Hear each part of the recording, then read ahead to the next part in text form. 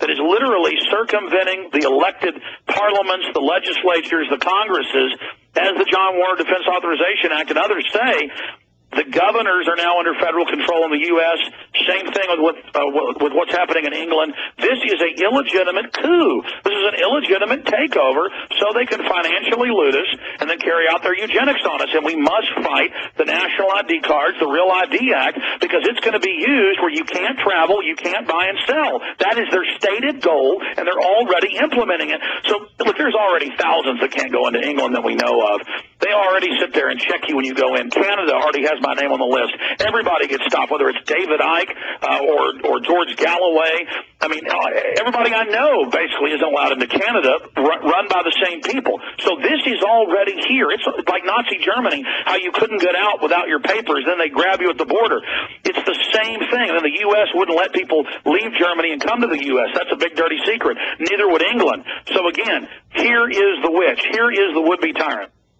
The key words for me when it comes to the identity service are security and convenience.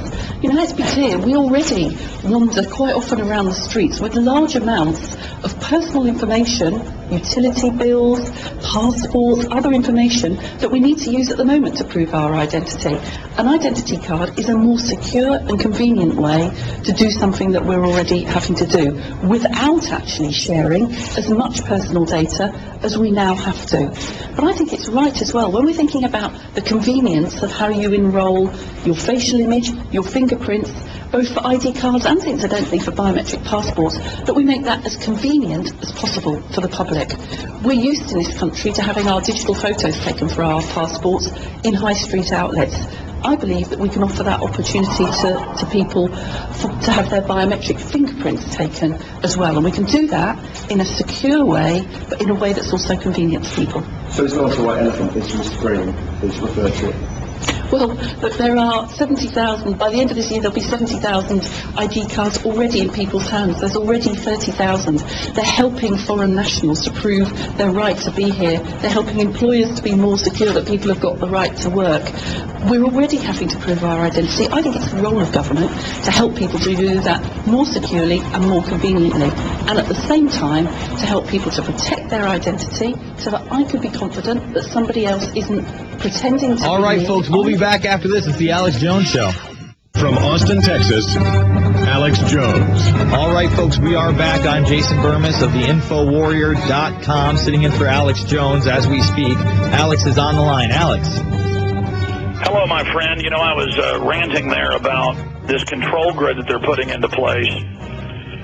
And already, every major industry, doctors, CPAs, school teachers, more and more groups are making them thumbprint digitally into a criminal database to have jobs.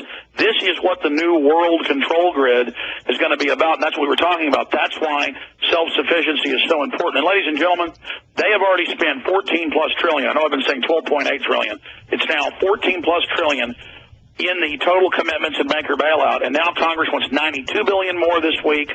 Obama's coming out saying trillions more on top of that. But they already have a blank check in the banker bailout, so when he says he wants more money, he means a new law with even more power and control. They're handing Chrysler over to Fiat, Bilderberg Group owned. We covered that in the endgame. So with all of this going on, state sovereignty is more important than ever. Look how far we've come, where governors are talking about, declaring sovereignty, and then Perry tries to make it about secession when it's not about secession. It's about putting the feds back in their place, arresting the bankers, getting control of our nation.